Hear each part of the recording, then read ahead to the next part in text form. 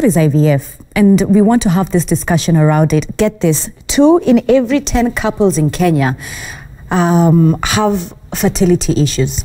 And for this conversation, joining us here, we have Dr. Jane Machira. She is an IVF specialist and a gynecologist. She's here with us in studio to help us understand this conversation and the unique challenges specifically here in Kenya. Dr. thank you so much for your time. Thank you. Let's perhaps begin with what is IVF? I know Trevor's already taken us through the in vitro fertilization of it, but take it deeper for us. What is IVF? Okay. IVF, as you said, the full term is in vitro fertilization. Mm-hmm. In vitro has to do something with lab. In vitro, with lab. We have in vivo means in the body, in vitro is out of the body, in a lab-based thing.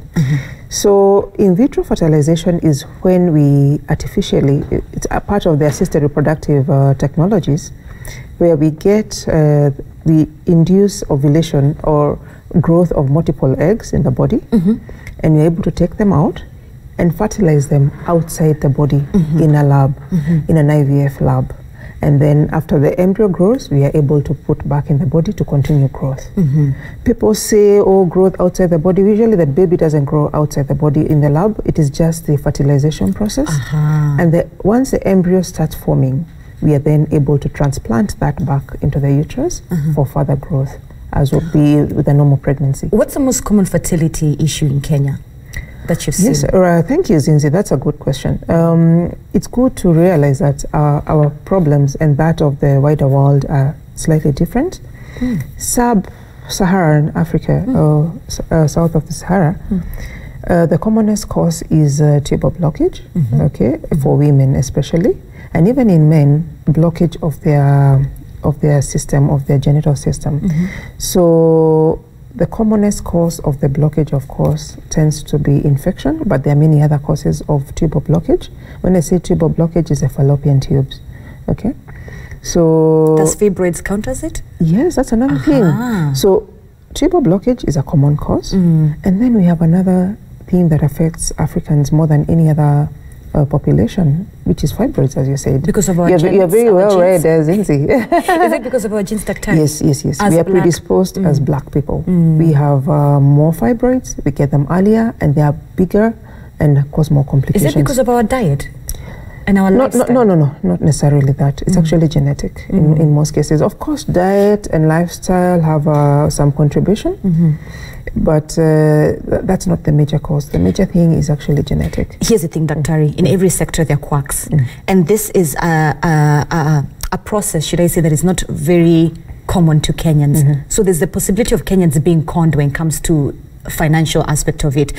From my research, like you said, it can cost you 500,000 to about 1 million Kenyan shillings to go through this process. Just talk to us and talk to us about the pricings and the cost, so a Kenyan who is watching will know when he or she is being conned. Okay, the price point, as you said, it can be all the way from 500 all the way to 1,000, depending on what has been done. Remember, IVF is just one of the processes we do in assisted reproductive technology.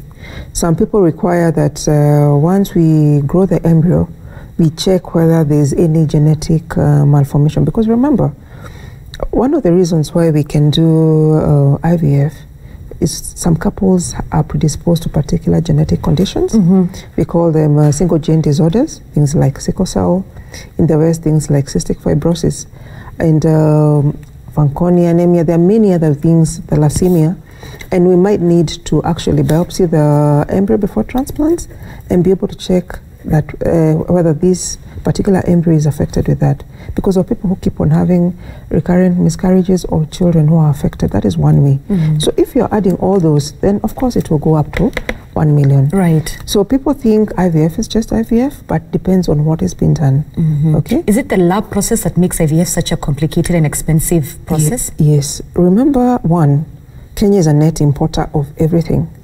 From drugs, we don't make any of the IVF drugs. We don't make many drugs, but especially for IVF drugs, the medication for stimulating ovulation, we do not make them here locally. Then there's the media. The lab is a very controlled environment. We control even the quality of air. There are filters that because remember, this usually occurs somewhere hidden in the body. Right. Remember, the IVF lab in the body is a fallopian tube.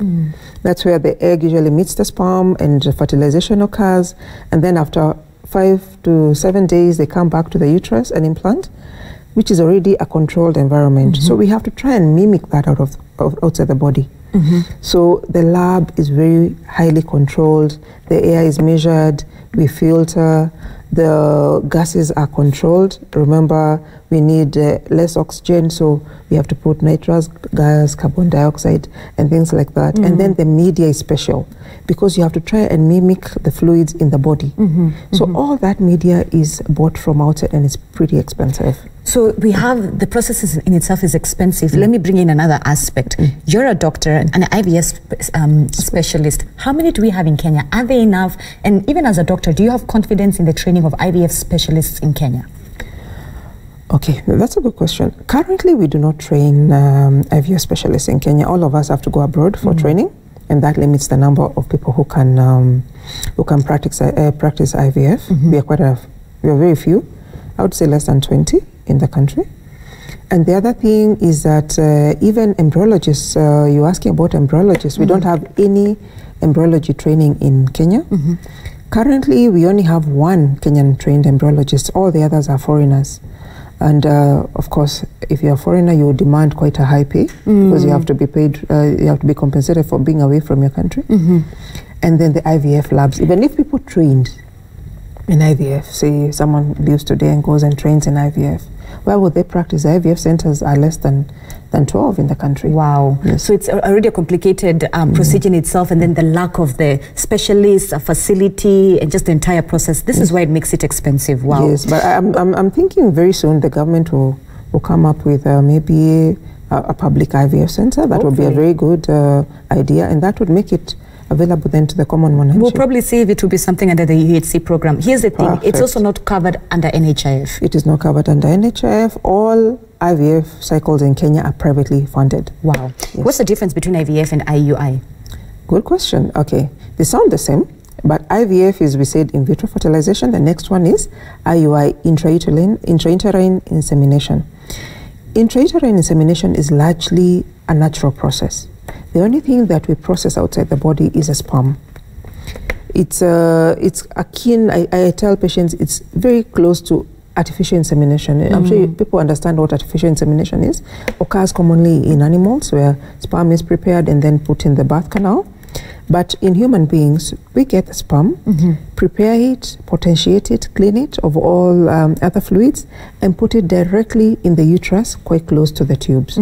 That makes up for that really covers for very low sperm counts, or counts that where the sperm is not having very good mobility. So it is largely a way of treating male infertility, male factor infertility. When we talk about IVF, sadly, out of lack of knowledge, a lot of people associate this process when the woman cannot, quote unquote, bear a child. But sometimes what happens when it's the man? Yes, good question, But luckily, I don't know whether it's all this sensitization we are doing. I'm seeing a lot of men come to the clinic and say, I want to make sure I'm not the one contributing to this occasion, and I want to have my sperm checked before even I bring my wife. But largely, as you're saying, especially in the rural communities, people think it's the woman who has a problem. So if it is a man, depends on how low, because the main reason why men contribute to infertility is either they have low sperm counts, or sperm that is not able to move very well, or has abnormal shapes, or problems in making love. That can also contribute to that. So if, depending on how severe the male factor infertility is, they can either be treated with IUI. Some can even actually just take antioxidants, improve their lifestyle. IVF is also a treatment for that. Yes. Sometimes we have to extract the sperm from the testes, surgical sperm extraction, things like TESA, PESA, complicated terms, but I'm sure we'll explain some other day. So there are ways of treating, and the treatment tends to be common, whether it's a male factor like low sperm count, or it's a female factor like blocked tubes. IVF and IUI, especially IVF, tends to be a common treatment point. All right, lastly, Dr. as we wind up, there is the mental aspect of it. Does the IVF process affect the mental aspect, especially of the individual going through the process, and how this affects couples? I know you're not a psychologist, but you see this every day. Yes, and we have to double up sometimes as counselors. I'm yet to see, it's one of those conditions that have a lot of mental anguish. First, infertility on its own, society has beaten you up.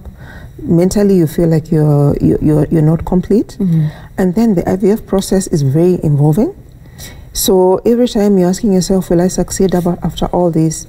And then comes the time when we, usually 2 weeks later, we have to give the results, are you positive or not? And especially if the result is negative, because IVF is not 100%, then you have to deal with the grief and the anguish that comes with it. Loss of money, lost dreams. To them, that embryo was a baby. A relationship probably even ending. Yes, already they have a relationship with this, and even a relationship with this embryo that didn't implant. Wow. And then men and women sometimes can't cope depending on who has a problem, and sometimes marriages end because of that.